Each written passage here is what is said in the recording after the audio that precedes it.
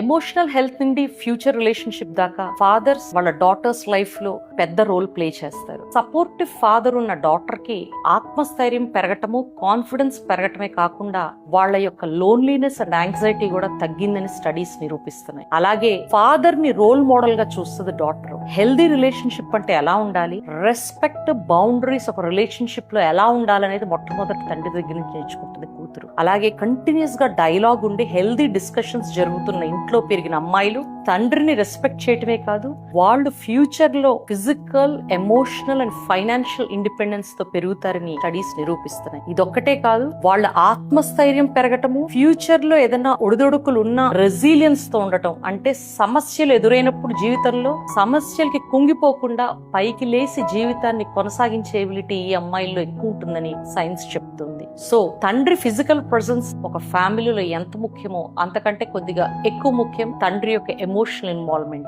Healthy ఫ్యామిలీలో father యొక్క role undeniable and irreplaceable. So happy family and happy daughters need supportive fathers.